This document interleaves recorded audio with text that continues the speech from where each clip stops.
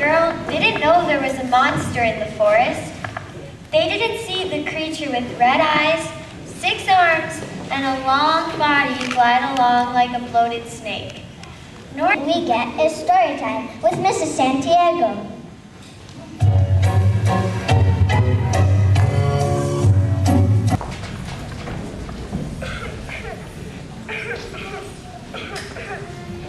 That's weird. She's crying in a public library. She shouldn't do that.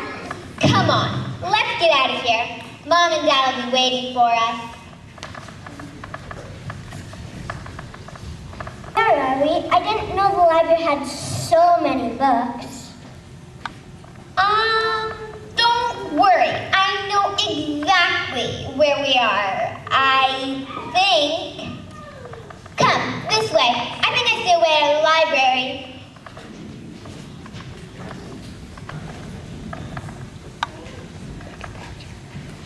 I don't like the looks of this. Oh, hush. Where are we? I'm not sure. Our town doesn't have a forest, so where did this one come from? Nikki, I think we're lost. Don't worry. If I can just get my hands on a map, I'll figure out how to get us back home. Where do you suppose we're going to find the map? In the middle of the forest, though. Oh, hey! An atlas! It's just filled with maps. Hold on there!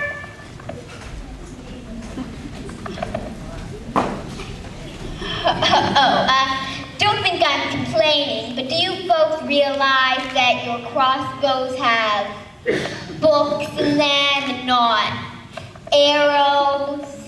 Of course. Who do you think inspired those books right now? Permit me to introduce myself. My name is Dr. Lillian Wong, and this is my band of mere librarians. Our job is to roam the forest in search of people who'd like to read books. Like a medieval bookmobile, they might say. Hey, you've got a quiver of books on your back. Sounds kind of weird to me.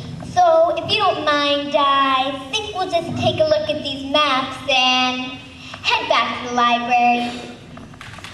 It's getting rather dark. Why don't you spend the night at our camp and head home tomorrow? I don't know about that. We don't know you, and our parents will be worried, but it is dark and we are already lost, so I guess we can. Follow me. One thing I'll say is that they sure are friendly. Help yourselves. We have fried clam hoppers, beef burgers, and cream of warthog soup. Yuck. Toby, listen. This is our leader, Friar Tuckpoint. Welcome, friends, to the annual feast of our illustrious organization. It's like Robin Hood, Nikki. Well, we're kind of like Robin Hood, except we don't rob the rich, and we do more than supply people with food. To begin today's festivities, I'm pleased to welcome the illustrious Tessa Mabudi Atiba Jamal. She's going to be entertaining us with a poem entitled, There's a Hand in My Cupboard. Thank you for all your kind words.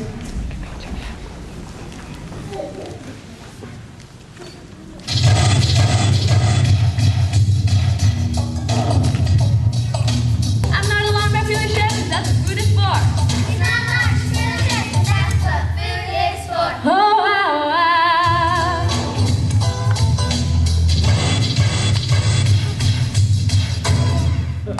Eating even when the stomachs are full. That is because the Greedosaurus never knows when it is. And Toby are heroes. Their generosity has sparked the sharing that has driven away the Greedosaurus.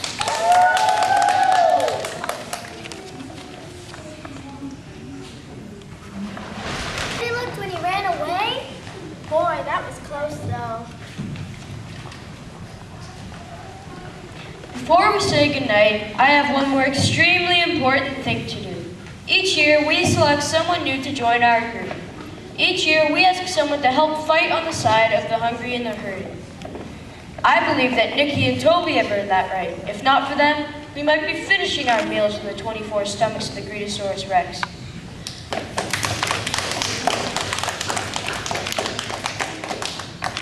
I present to each of you a sword, a shield, and a book. With these handkerchiefs, I charge you with the task of wiping away people's tears. It reminds us of all the things Jesus did to wipe away people's tears. I don't know what to say. I'm stunned. This is my wildest dream come true. I'm in the middle of a forest, fighting for the poor. Raise your right hand for our pledge. Do you promise to follow in the footsteps of the greatest hero of all time, the carpenter from Nazareth? Will you return to your land and help those in need? Did you say return to the land we came from? But if we go back to our world, how do you expect us to fight for the poor? There aren't any poor where we come from.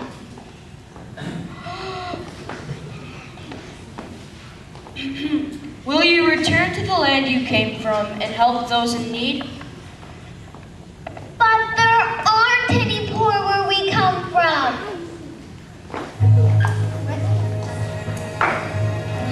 Diego. You're right. Nikki and Toby haven't heard this story. I can't see it in their eyes. So I will tell it. The story cannot end until you return to your land and do what you have been sent to do. But what were we sent to do? You know when you get there, just open your eyes.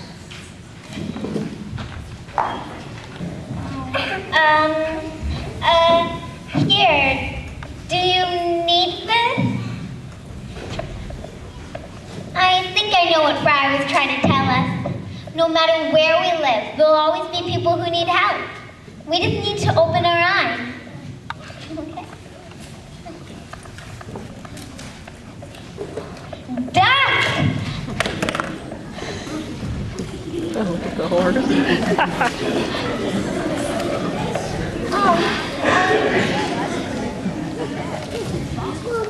Oh, we should have known. It's Doña Santiago's story, and it has an ending now. It's the story about the bully who kept pushing people's problems into a huge bed. Doña Santiago's story has an ending now. I still don't understand. Let me read it to you. But the king didn't like what Malvin had done. He didn't like the tricks that Malvin had spun. So the great king decided to set all things right, to free every person who was shoved out of sight. The king mounted his horse and rode through the land. His cloak flashed with color. He simply looked grand. But as the king rode along, he saw people in need. There were people to clothe. And for our actors and our choir.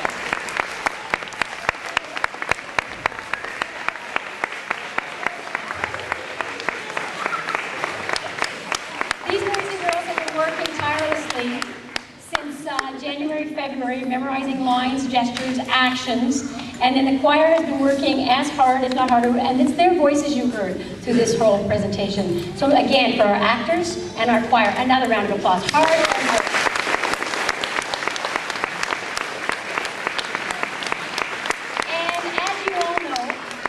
Behind every great performance, there's behind the scenes. Well, we have an amazing crew of students from grade 6 who put together much of what you've seen and heard tonight. And I'd like to thank our stage hands, Braden Morse, where are you? There we go.